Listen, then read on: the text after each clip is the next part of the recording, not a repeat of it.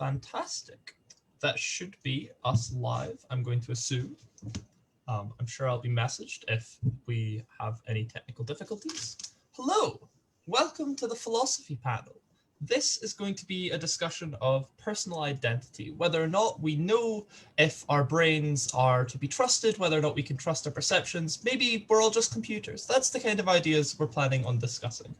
I'm Jared. I'm going to be moderating this discussion.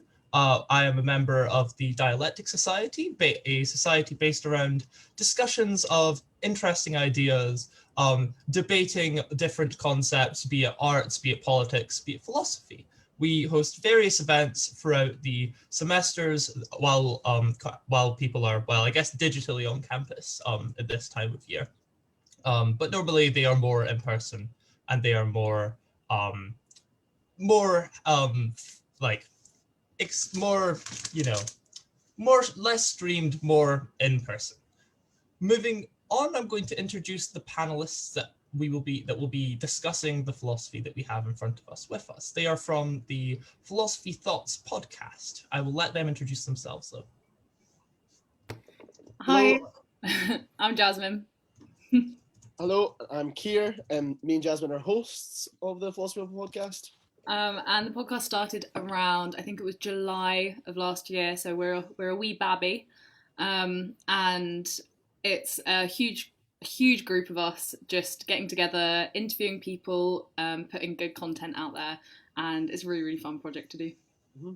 We try and have discussions about contemporarily important philosophy or just philosophy we're interested in, and we'll reach out to academics and philosophers and interesting people from Glasgow and Scotland and the UK and the world and get them on the show for to talk with them.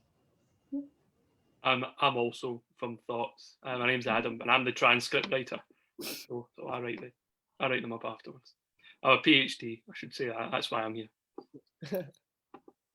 Humble brags aside, we're going to delve right into the philosophy. The first thought experiment that we have in front of us is arguably the most well-known, but also probably the most interesting.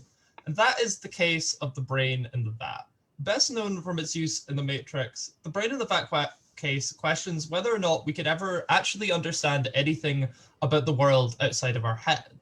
Are the ways in which that I see the world with my eyes something that can be trusted? Is the fact that I feel this table, this laptop, something that is proof that that actually exists? Are we all actually people? Are we fundamentally human, or is there potential that we are actually just brains sitting in jars, a la Futurama, but with less of the faces? We'll go straight to Keir for thoughts on this one. So you can kind of break this thought experiment down into stages. So first off, you say, like, what do we know about the world? What are we sure that we can obtain knowledge about? And it'd be what I can see, what I can taste and feel and hear. But then you question, well, what about, seen an optical illusion? Like, has your eyes ever lied to you? And if they have, even once, then maybe we can't trust them. So we have to take away all sensorial input as a trusted way to obtain true knowledge about the world around us. Then you break it down and be like, what about when you're dreaming? You wake up in the morning and you go and get your shower and you get dressed and you're ready, and then you wake up again and you realize that was all just in your head.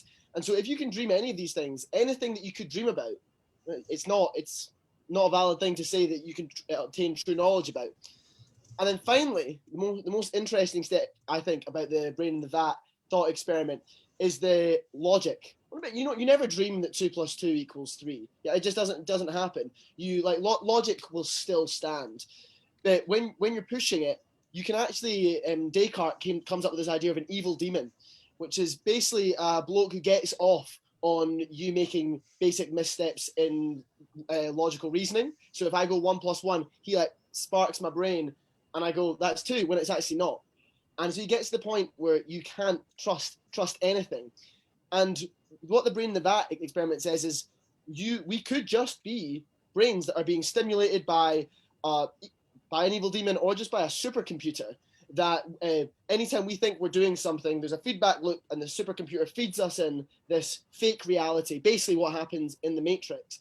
And the problem is that not that we're really going to be brains in a vat, but that we can't actually know if we're brains in a vat or not. We can never tell the difference. So can we ever really obtain knowledge about the world outside ourselves?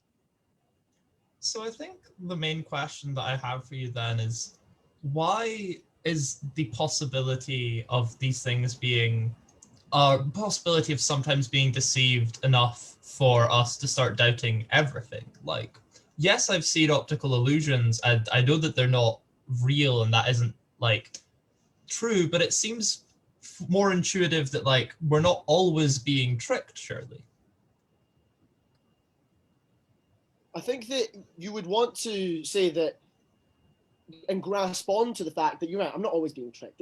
And I agree with you. I ain't trying to push this agenda, but it's if you are even agree that sometimes you can be tricked, then when can you ever truly say that you're not being tricked? And you end up in this position where there's no way to really obtain knowledge about the world.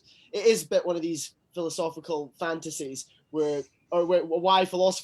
people think philosophers just speak nonsense all the time, and they might be half right or they might be half wrong, because we can't tell. Would either of the other panelists like to chime in on this one? Do you want to go first, Jess? Yeah, I think it's really interesting thing to consider, because if there is nothing, if we can't really trust anything, then you kind of, I think intuitively you kind of get this idea of, it's like, well, what is the point in doing anything? Like, what's the point of following societal rules? What's the point of not breaking the law? And so it raises a lot of questions, which is why it's a really interesting, important thing to think about, I think. I mean, there's two sort of side considerations that it brings up.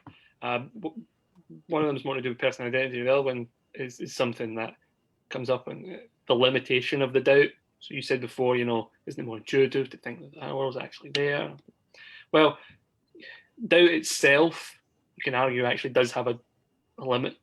There's only so much you can doubt. And that comes back into the brain in the jar thing, which is, if you imagine a doubt as being you saying, it is neither true nor false that I am a brain in the jar, right? You're not saying whether it is true or not. You're not saying it's false. You have no opinion on it whatsoever. You probably can't actually doubt that doubt, though, which sounds odd. You maybe think to yourself, well, I can. But think of it this way. If doubting is the action of saying it is neither true nor false, that, in the statement that follows it, if you tried to say it is neither true nor false, that it is neither true nor false that I think I'm a brain in the jar, you actually can't doubt your own doubt. You can only doubt once with regards to your own. So you can doubt as many propositions about the world as you want, but you find it very difficult to coherently doubt yourself doubting. So that would be, to bring it back to the history, I suppose, it's roughly what Descartes is getting at when he says that he doesn't talk about a brain in the jar, but he does say, I am a thinking thing. I think, therefore I am. And that's because that thing that he can't doubt is that he is the thing that's doubting.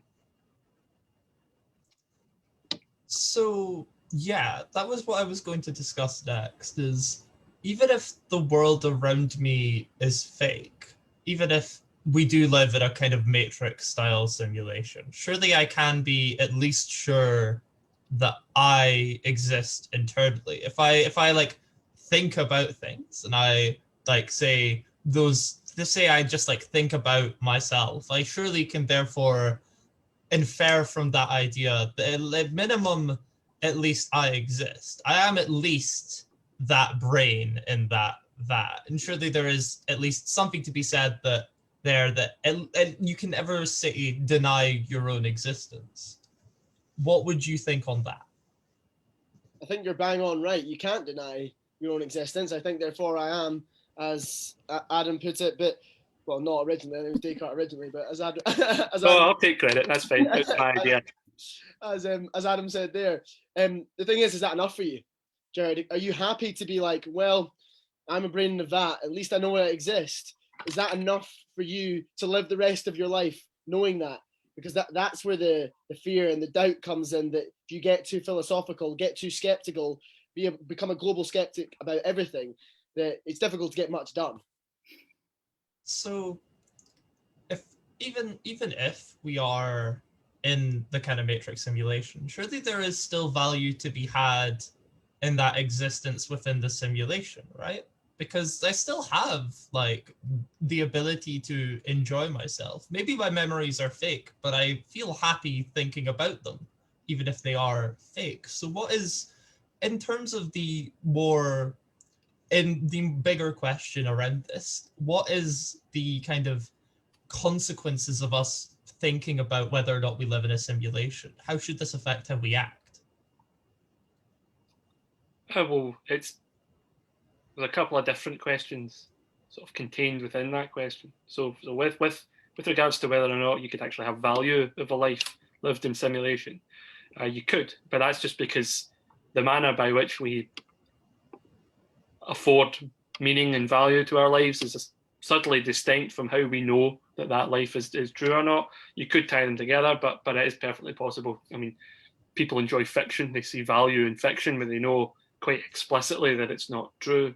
The truth value of fiction is not where it derives its value from. But with regards to why it's important to consider these issues, it's like the very abstract end of something that is actually far more practical to our daily concerns, which is just how you believe and trust what people tell you, things like that. Particularly if you think about it in terms of testimony, it works that way. How can you trust what someone tells you happened if you can't even trust yourself first and foremost? So that would be maybe how you would begin to evaluate it in terms of how important it is to consider these decidedly abstract matters. Jared, I'd also like to jump in on something somewhat tangential to this thought experiment. But while we're at fun thought experiments, why not go there?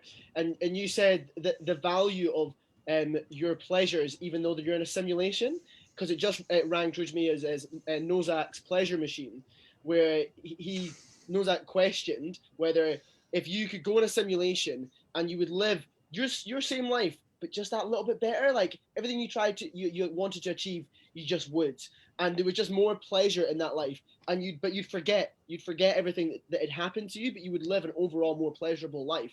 Would you do it? Would you step into the simulation?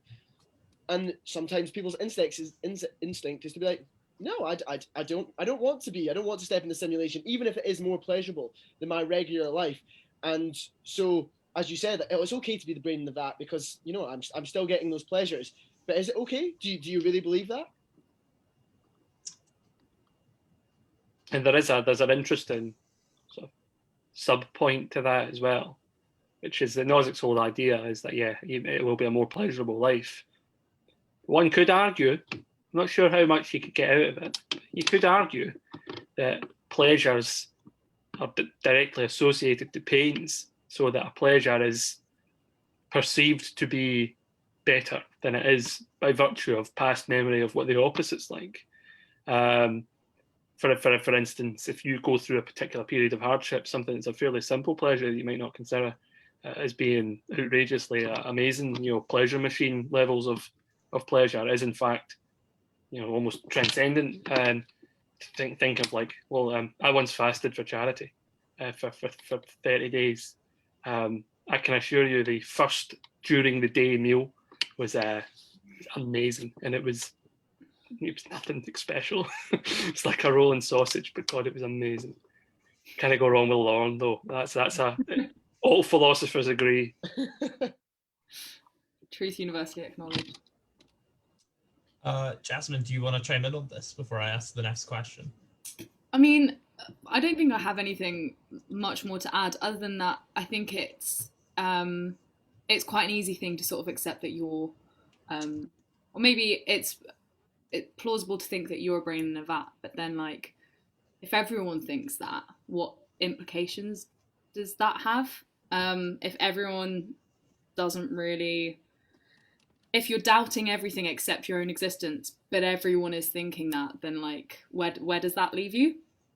It reminds me of David Hume sort of points this out. He says that this is all well and good, you can argue this, but you'll never really convince yourself, never mind anyone else, that no one else exists. Yeah. It's a very difficult position to actually fundamentally, sincerely hold. You can play around with it. And you probably could push back on it. I could have a go. With regards to, let's say you're a brain in a jar, you don't know it, everything's been simulated. Well, Descartes and the mob would think that you could prove that Descartes and the Mob is a new band. Good band name, actually. If I have a band, I want that to be the name. Absolutely. But they would say that you can prove that you're a thinking thing, that your body is not necessary to who you are. You are the thing that thinks. I would argue that you can go a wee bit further than that. Not much further, but further enough to get going. Which is that if you can disbelieve every instance of sight, so every single sight you've ever had, you can say it wasn't true, you didn't see it.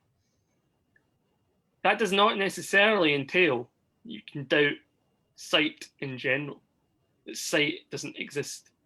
So even though every particular instance of sight you have had is a hallucination, it doesn't necessarily logically entail that sight itself as a general capacity is not real.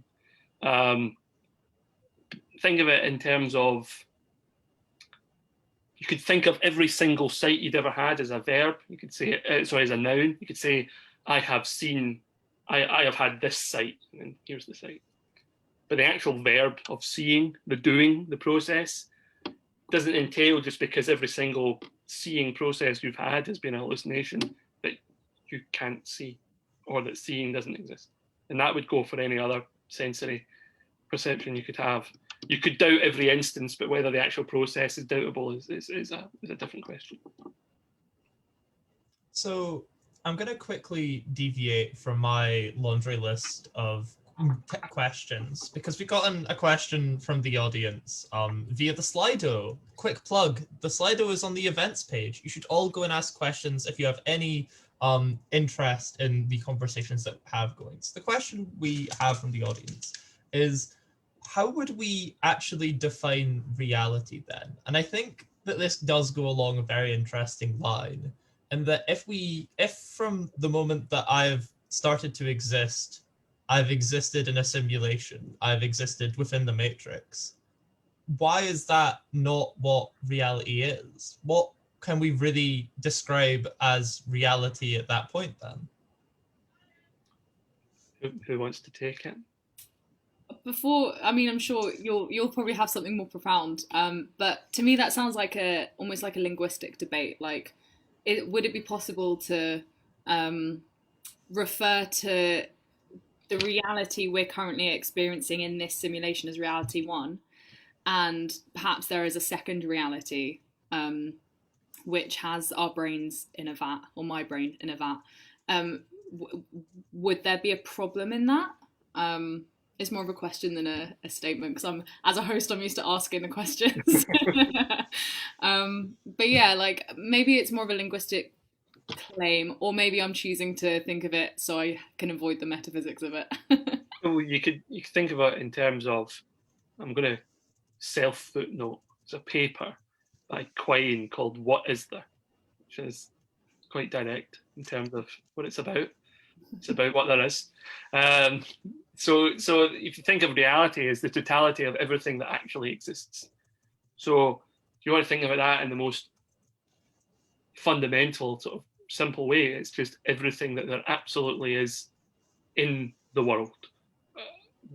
Anything that isn't there does not exist. So whether or not you are a brain in a jar, if you say that that's the objective reality, and really the question is basically saying, how can you know what the objective reality is if you can't trust your perceptions? Because you wouldn't be able to identify what was real and what wasn't. Whether that is actually asking what is real and what isn't is maybe debatable, but it's easy just to think of it in that logical sense of reality is everything that there is, but your perceptions do not necessarily tell you what there is. That's where philosophers have went right off the beaten track. Kier, any contributions? Nothing more. I think Adam's perfectly summed it up with, you know, everything that ontologically exists is reality. I can't give you much more than that. Definitely using that in a CV in future. If I was born with a virtual reality headset on, and that'd Yes, be you are. cool. Kid coming out of the womb just with like a headset on. I mean, freaky, but quite cool. And my only experience of reality was this virtual reality. Um, how do you think you could then define? Because surely that would be one version of reality, and it exists, and we call it virtual reality. But does that No, is that encompassed no, I would say, well, definition? if you go with that, the actual question of what is reality doesn't change for the baby that comes out of the womb and the baby that comes out of the womb with a virtual reality. Mm-hmm. Their descriptions of what reality would be do change, but what reality actually is still is just everything that there is. And if you argue, we'll put it this way, it's sort of sliding into the question of do fictions exist? Yeah. What's known as a minefield that we dare not tread this evening for time constraints. Before we move on, Jared, because I can see you wanting to do so, little side note for interesting for the viewers is there actually are chickens in Denmark now which are born with VR headsets on, and for their whole life they're played like free range chicken views, and the ethics is like they live a free range life by this perception, and are they free range chickens? Not here to answer it, just out to the audience.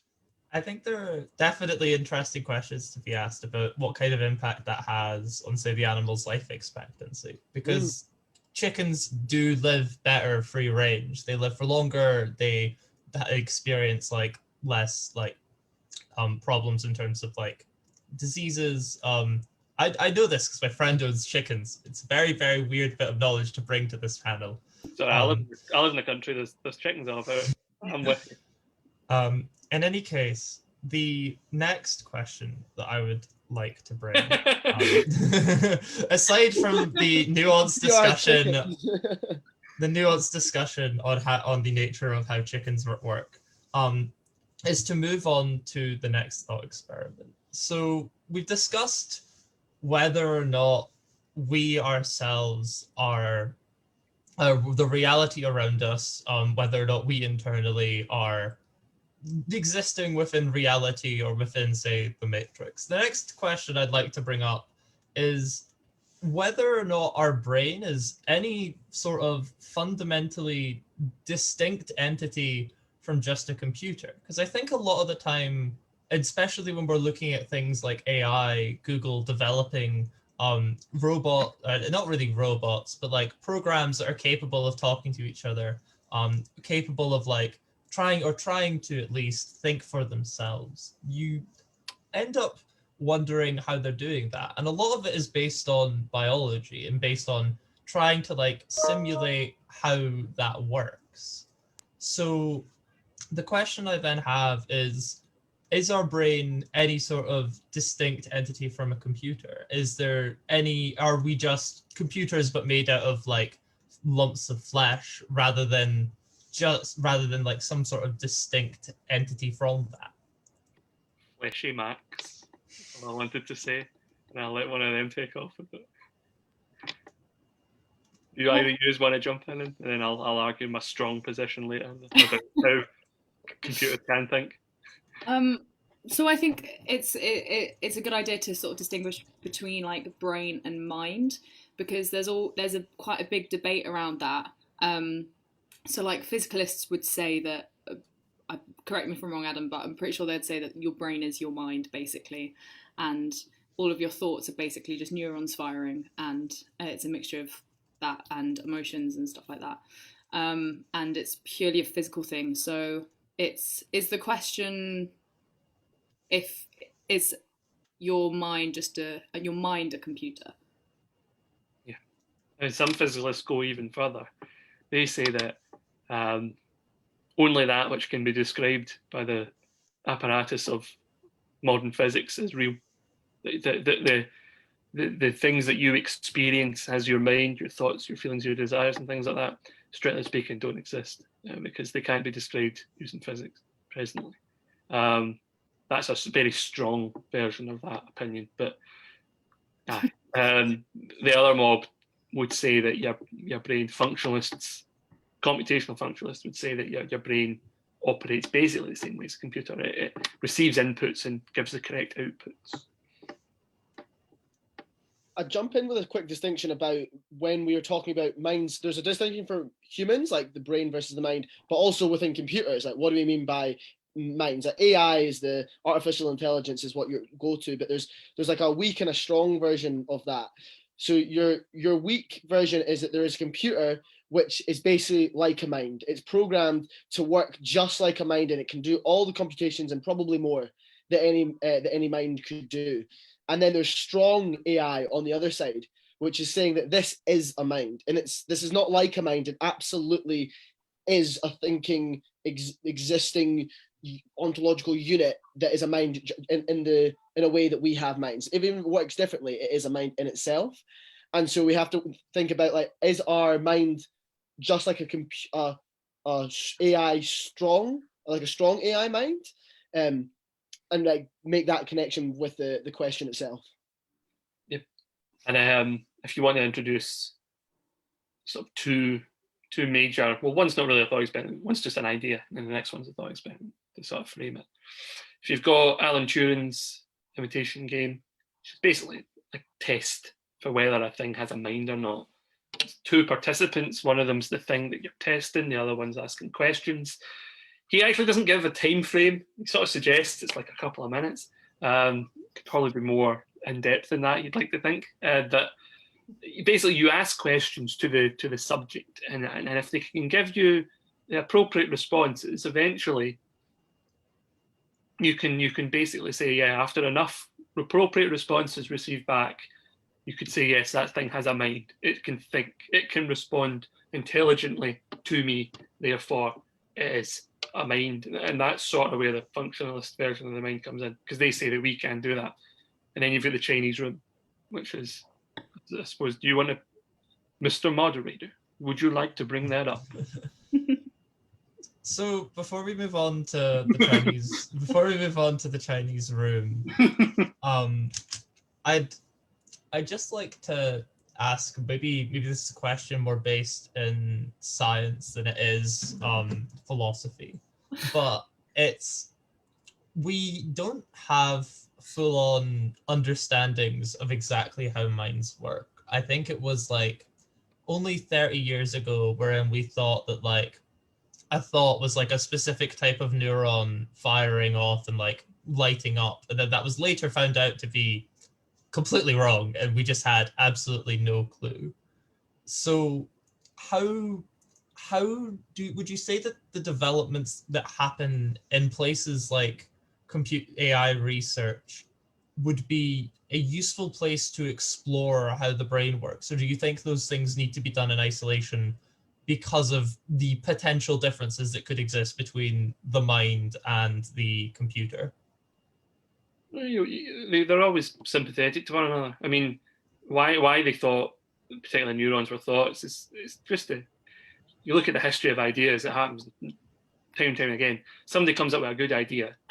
It works for quite a broad series of cases. So they real run with it until eventually they run up with a couple of cases that it doesn't work, and then they have to review. So eventually, when they were sort of the early days of cognitive neuroscience, they sort of went, oh, good, we can answer all the questions this way. And then it eventually becomes sort of debatable of, can you? The question of, can you, always comes back more or less later. I think if there's a really good book about AI called Artificial Intelligence by Melanie, I'll go get it later. But she writes about winters and springs. AI has lots of springs. There's a lot of funding. They think they can solve it, they can crack it, they can push it on.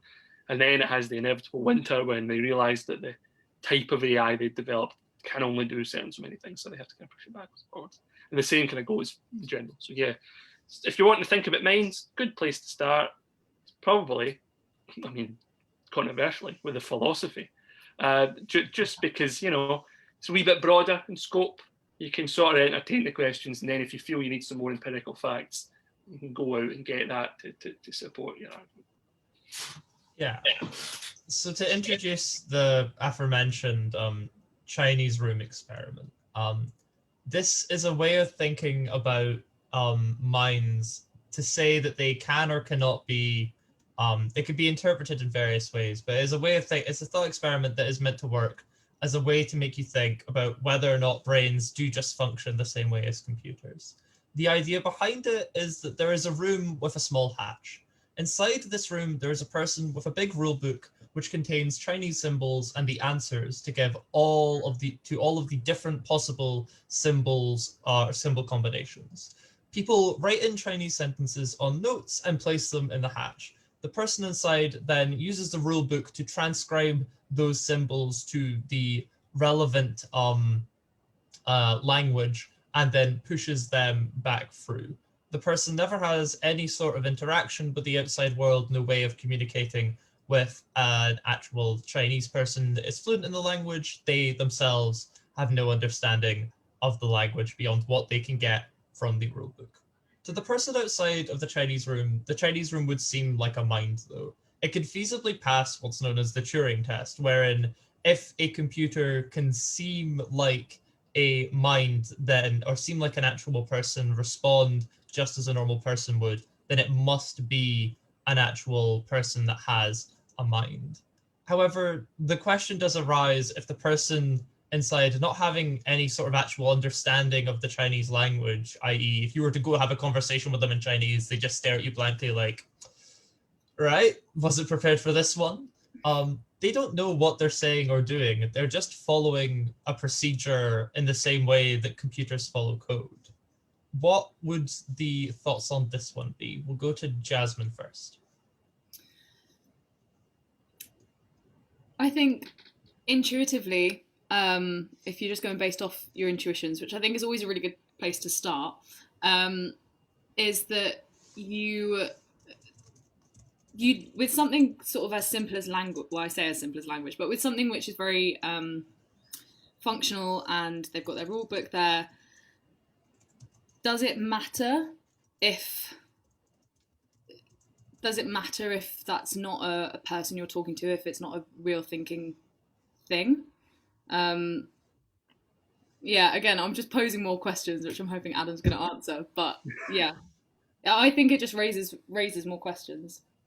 I mean, in terms of that one, briefly, do you mean, does it matter to the person outside the room? Do you mean do they care really whether there's a mind inside? Both.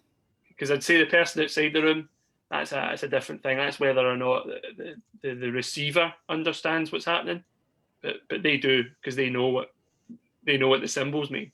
So that's why they have value in that, because they can understand the meaning. The person inside is questionable. I mean, if you've ever worked in a call center like myself, you would know that a meaningless job certainly does, shuffling symbols about can drag.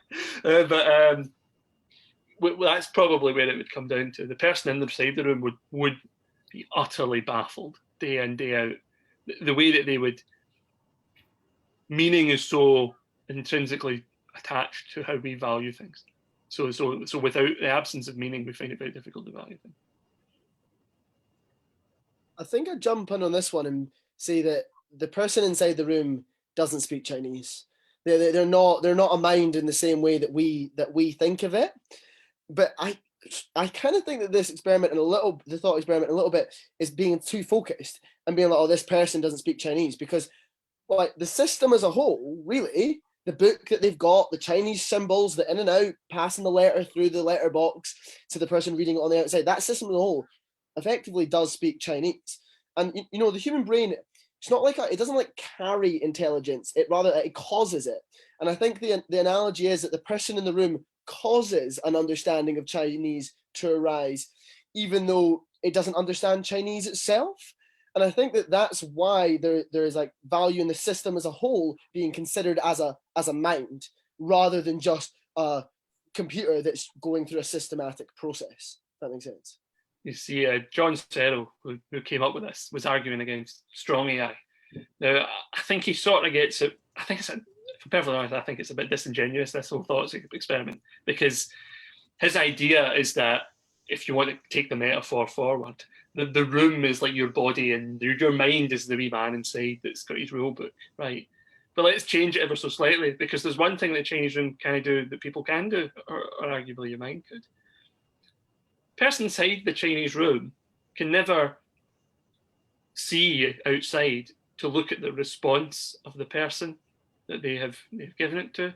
Whereas that's how we learn language. We use it, we can gauge the responses of the people that have, we've given it to, so to speak. And if it's a good response, we kind of go with that. And if it's a bad response, we don't. So if you change it slightly, let's imagine the Chinese room has just below the hatch, there's one of those wee one-way mirrors that you see in films and interrogation rooms. So the person inside the Chinese room can now see out, but the person on the outside can't see in. And let's say he has no rule book, he just has a blank pad of paper. Well, when the first note comes through in Chinese, of course he's going to be utterly baffled. What's he going to write in his notes to send back? I have no idea. But he will write down, as he goes along, all the notes he receives. And he'll write down all the notes that he writes back out. And then he'll know whether or not they had a good response or a bad.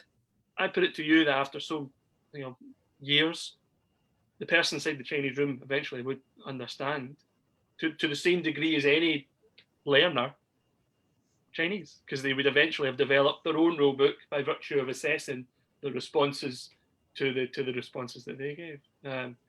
So that's why I think locking the mind inside the Chinese room sort of presents minds in a way that they don't really present, because they can always look at the world beyond them, or at least their perceptions of the world, if you want to go with the last one, and attenuate their responses based on that.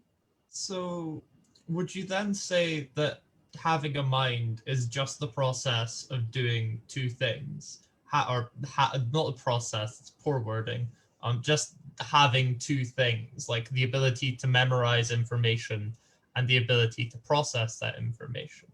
Because that's all this person in the room is doing. Is that all that is sufficient to actually have a mind then? Because computers can do both of those things. I'm going to pass this to the other two, because then I've got a position that will be difficult. So is that to say then that to have a mind is purely to have the function of having an input of information, processing it, and then outputting it in a way where others understand it?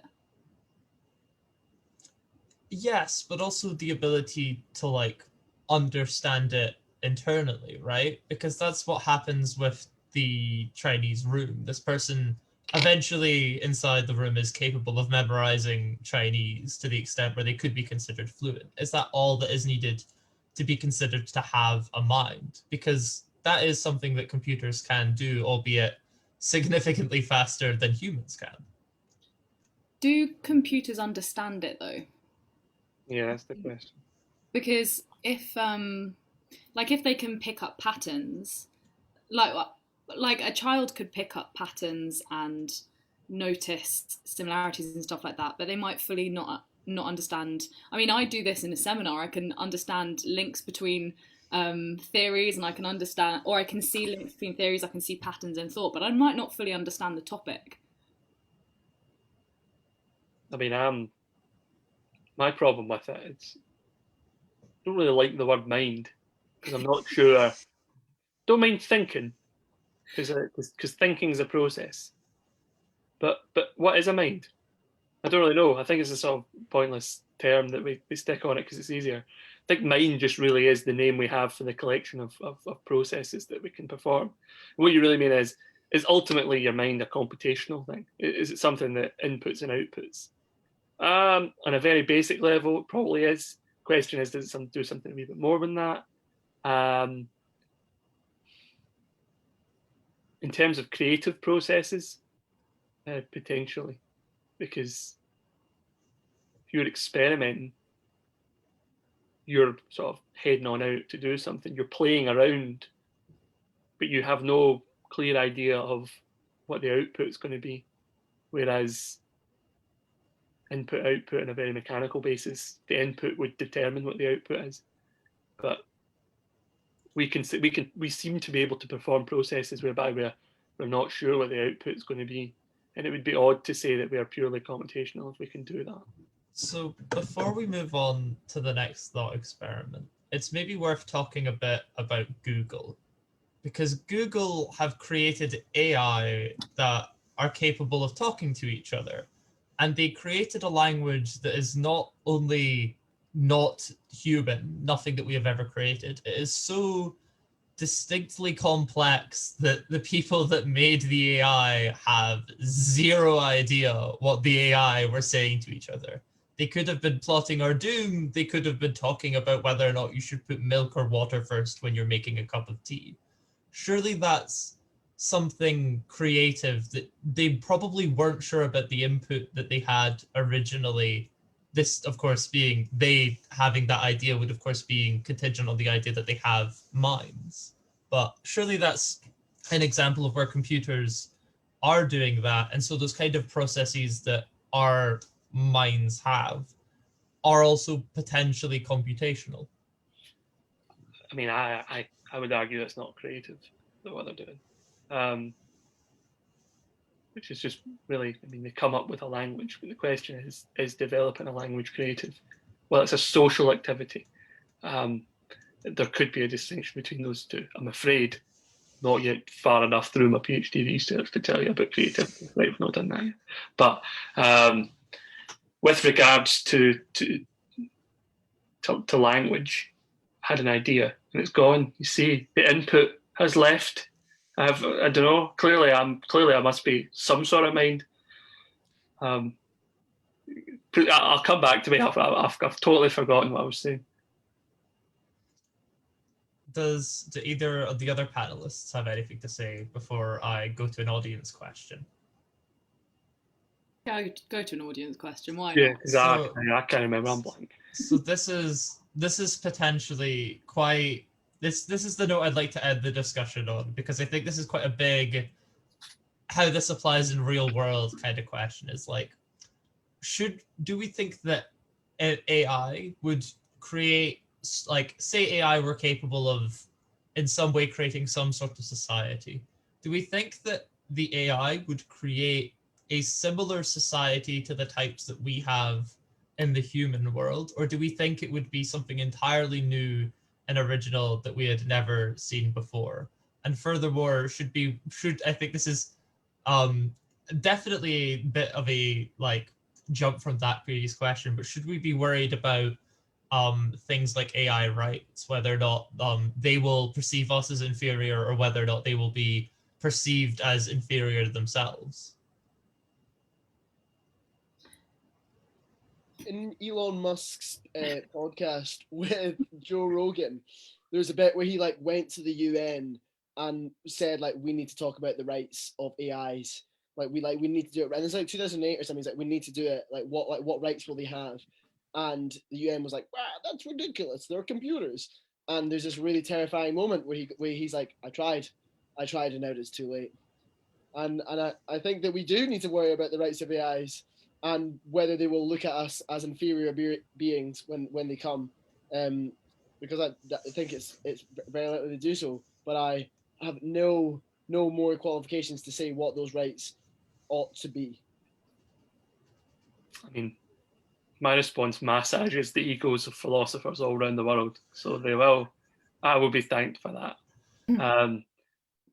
Quite a lot of the worries about AI and things like that, but whether they would have societies and things like that, are anthropomorphizing AI to a point. So ask yourself, why do human beings set up societies?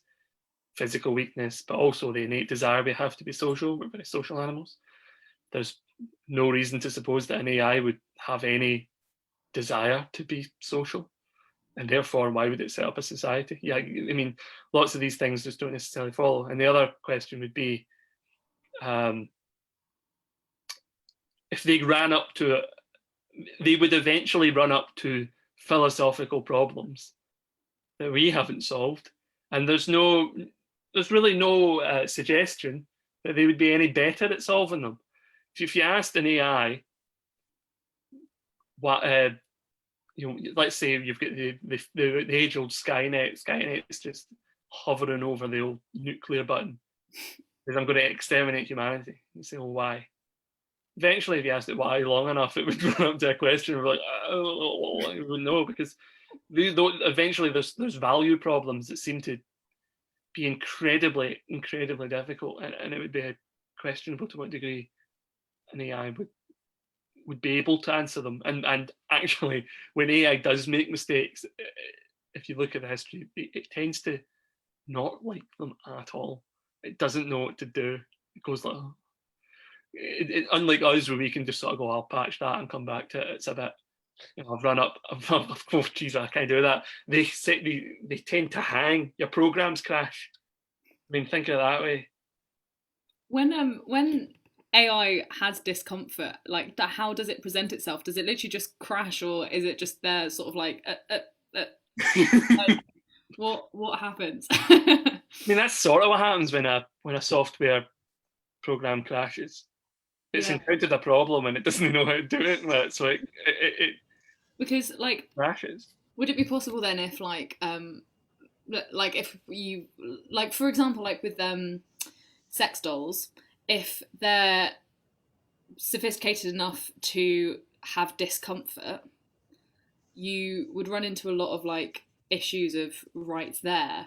But if it's technological, would it be possible, if it's like if they are purely technology, would it be possible to just sort of like wipe the hard drive and start again, and so they don't remember that discomfort? And then again, obviously, is that ethical, or is it actually a mercy? Like, anyone want to put themselves in the chair as the sex doll expert at the present moment?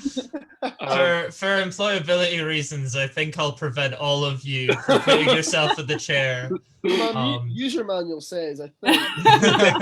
I'll just go and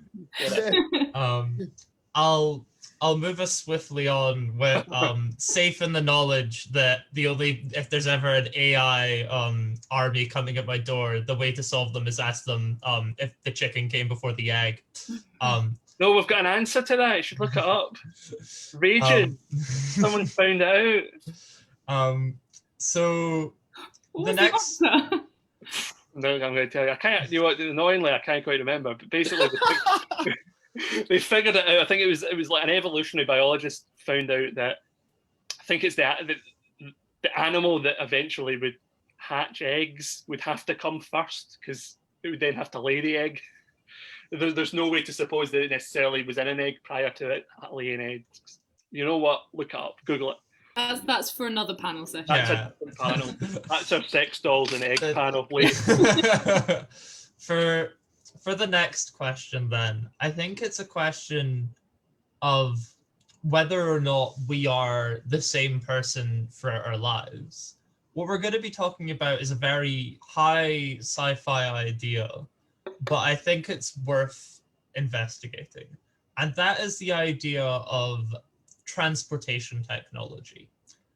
Imagine, if you will, that a transportation machine which scans every single subatom that exists of you, disassembles all of your atoms, and then reassembles them in a different location into the exact same identical structure that it scanned beforehand.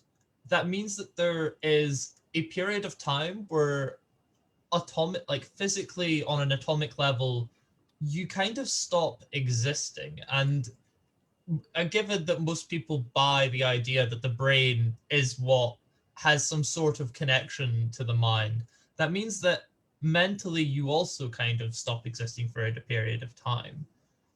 Does that mean that there are questions to be raised about whether or not we are the same person as we were, say, 7 years ago, when all of our atoms were, all of the cells in our body were completely different because cells regenerate and degrade? How can there be a sort of gap in our existence? At what point do we ever stop being the person 7 years ago and start being the person who's now got completely new set of cells? So there are lots of different routes you can kind of go down with this, whether you're going down the mental side or the physical side or going down both. But speaking purely physically, with like regeneration of cells, there's a classic example which I think you get introduced to in every single year if you study philosophy at Glasgow, called Theseus's ship. And Theseus's ship goes on a journey, and throughout, I am romanticizing a little bit, and throughout his journey there are lots of storms and little bits of ship come apart, and so they go to a port and get replacement, and so I don't know, maybe one of the sails has come off, get replacement sail, travel again, another storm hits, the bow gets broken, next port, and so gradually over time parts of the ship are replaced, and it's the same question of whether or not the ship at the end of their journey is the same as Theseus' ship, despite everyone having been on board, people remembering being on board Theseus' ship, it being called the same thing, and it having all of the same qualities as the previous one. But some people, there's like an argument of whether it's like exactly the same or whether it's just a version of the original one.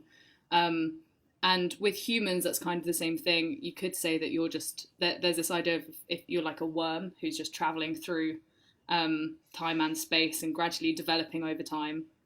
And some people like that idea, but some people would just be like, no, you're just like you're a stage, you're your present stage, and you are the sum of all of your cells in this present moment, and it kind of doesn't matter what you are, what you were, or what you will be.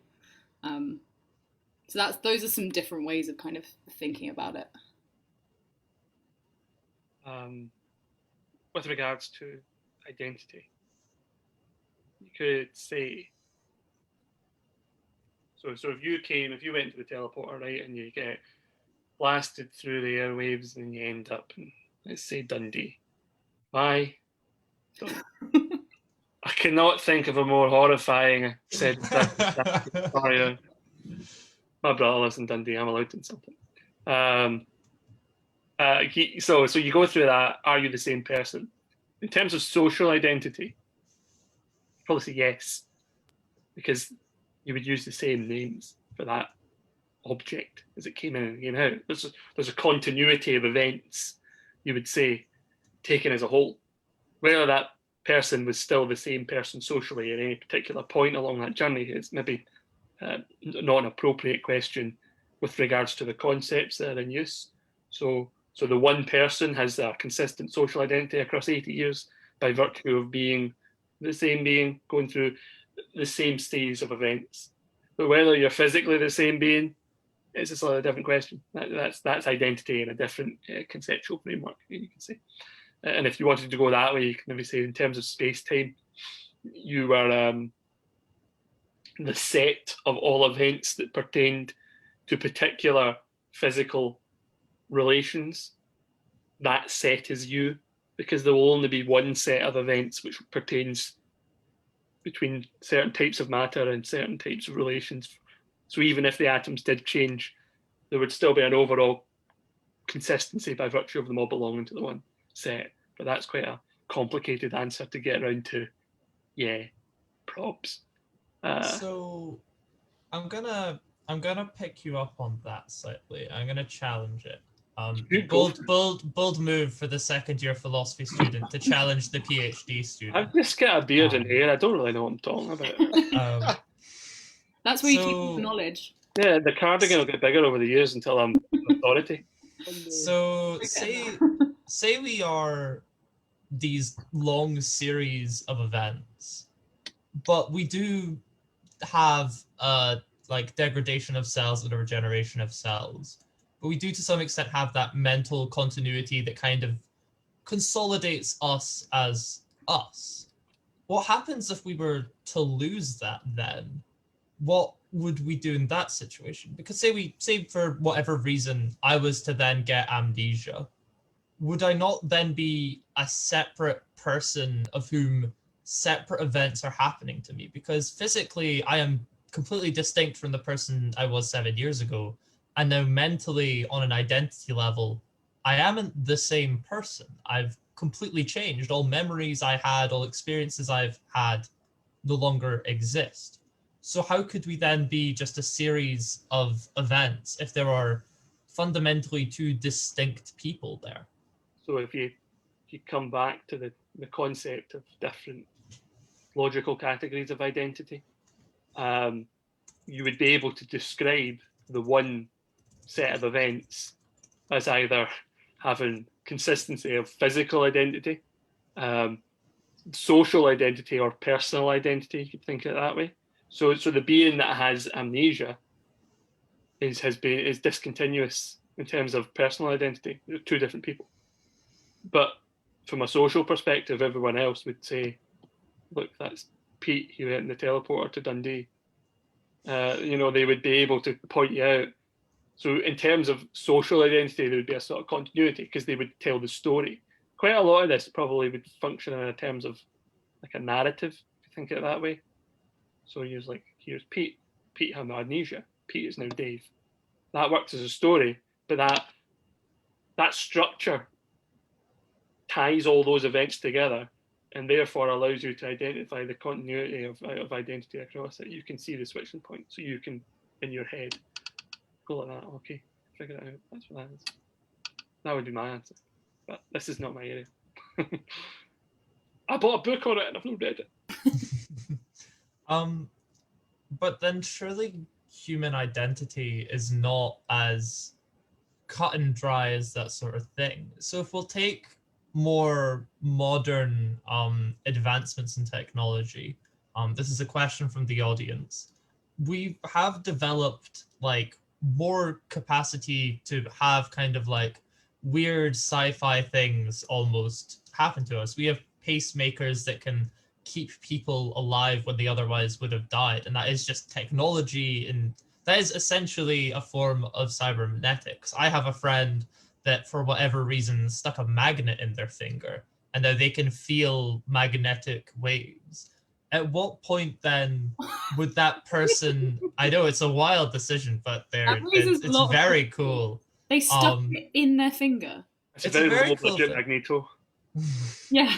In any case, at what point would, through all of these replacements and all of these advanced cybernetics, since technology is currently always progressing, would that person stop being a person and start being an artificial intelligence or a robot? How many bits of my brain do I need to replace before I stop being Jared and start being whatever comes next? Yeah, you go for this, Kay. I think that Adam's kind of distinction on like logical categories of identity already encapsulated it.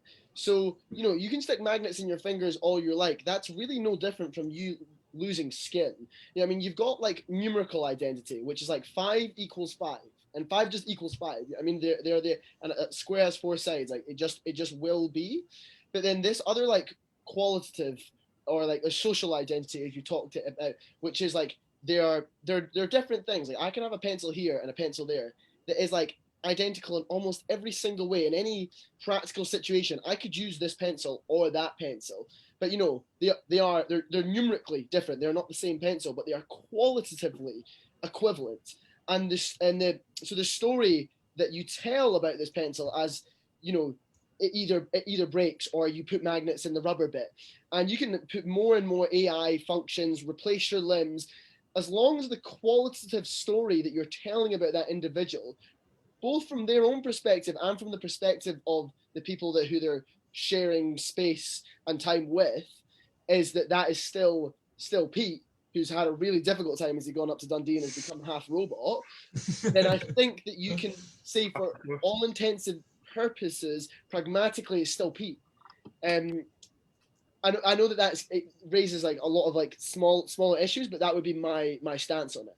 See, it's a similar thing. People, whenever they bring up the whole sort of cybernetics thing, think of it this way. We might go, well, Pete's had his legs replaced with robotic raptor legs, and he's had his arms replaced with eagle wings, right? And you go, right, no worries.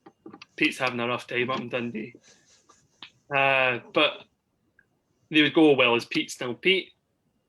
You would have no problem thinking Pete was still Pete when he was the quadruple amputee on the operating theatre board, you don't think, oh, he's lost his legs and arms, he's no longer Pete.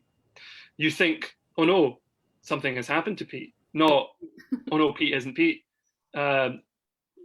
It's because of the way we use language. These slippages can often create problems where there's not really problems. It's people like, oh, you've changed. So yeah, but that's not really the thing. I'm still me. You still identify me as me. That's distinct. I also think that why this whole question is important really is because it's like if you have a consistent identity, you can hold obligations to other people, or people are obliged to hold things to you. And if you change, you're a completely different person, then you can get away with things. So that wasn't me that did that. I didn't do that. It wasn't me. And so Pete's pals might be like, it's not Pete anymore. He's got wings. But the person that Pete owes $1,000, still Pete. Yeah. Like that is it. He still has the obligation to pay the money that he borrowed for the wings to that person. And so I think that there are different contexts of where personal identity continues in terms of what obligations, or even like moral or financial or really any sort of obligations you'd like, still apply to that individual. So this is really annoying. I cannot remember what it's called, but there's a film. It's set during the English Civil War. And this woman's husband has like been away for 15 years due to the political events, and he comes back and they settle down to married life. Then this other man turns up and he says, no, I'm your husband. That man that turned up isn't. So then they have this big trial trying to discern whether or not she committed adultery because she fully believed that it was her husband. So that sort of fits into those identity questions. And perception of mind that we think of. I can't remember the name of this film, but it's very good. Good idea. But these identity questions often think that they fit into that sort of idea. Socially speaking, her obligations alter depending on the identity of that person in that particular social framework and things like that. So as Kay was saying, I mean, that was almost like a sort of vain pat in the back when I go, as Kay was saying when he said I was right. Yeah.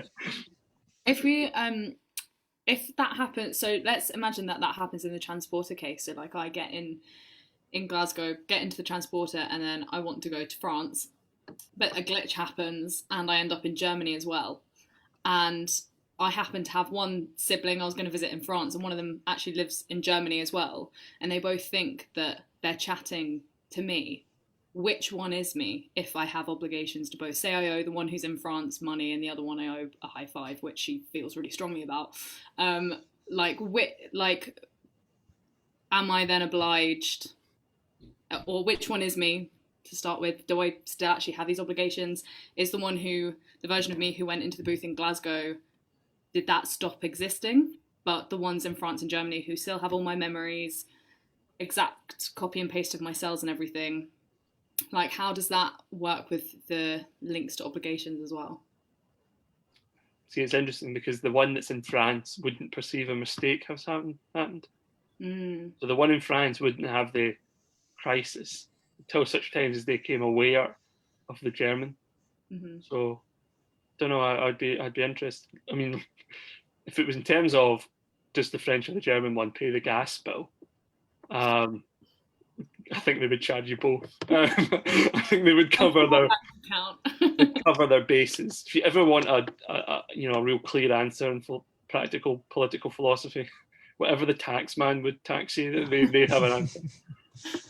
I think that the difference for me there is we talked a lot about like physical identity being of some degree of import into continuous personal identity, but there actually memory identity I think becomes of importance, because the two clones could be absolutely physically identical, but the moment that one appears in Germany and one appears in France, they do not have the same memories. And I think that if you think that memory is a relevant factor in personal identity, then they just become two different people. And then the question is, when you come back to Scotland, who gets to go to bed with their wife? Like that's when that argument comes in, and I can't answer that. Only the wife can, I guess. Well, basically, what we've come down to is, if you want an answer, ask someone's partner or the tax authority. Yeah, That is Neither of a those philosophical answer for you. they will give you the answer you seek. After an hour of discussing philosophy, the answer we've come down to is you should always either ask your partner or the taxman for any philosophical question. Anything, don't tell them they're wrong. Thank God I was really struggling for dissertation ideas for fourth year. I think that is the last of the questions that I can see on the Slido. And I think that this has been an extremely interesting discussion wherein I'm relatively hopeful for a future wherein I can see Pete going to pay off his bookie with raptor legs and pterodactyl wings. Just as we wrap up here, I'm gonna ask the panelists to plug any sort of events that they would that are coming in Phil Thoughts' future before I do the same for the Dialectic Society. So if you haven't checked us out already, if you haven't checked us out already, you can find us on Spotify or Apple Podcasts or YouTube as well, and YouTube. And I'm just looking up to see which episodes are coming out next, but we've got some really exciting stuff coming up anyway. We've got some on Underdetermination, which Kira and I did with possibly one of the coolest people I've ever met. Really cool. And he makes you question the existence of electrons, which is quite fun. Shout out to JB, the ex-Mormon Buddhist physicist, professor of time travel in University of California, Irvine. Check out that episode. Really cool.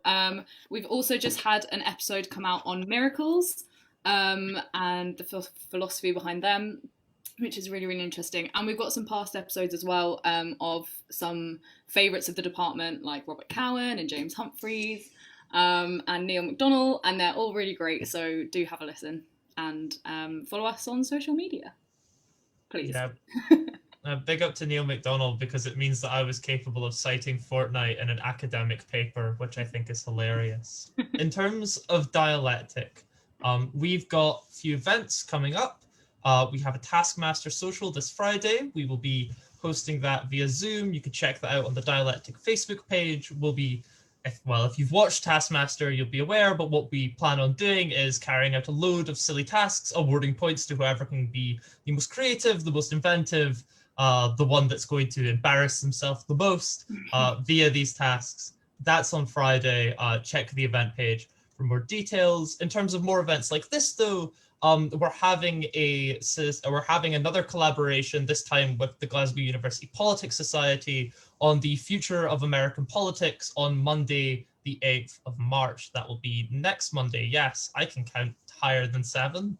That will be discussing what the world of American politics will look like after, now that the Biden administration is elected, now that the Democrats have gotten full control to pass policy for the first time since, I think, Obama's first term. That'll be an extremely engaging discussion, I think, and you should definitely all check it out. Thank you all for listening.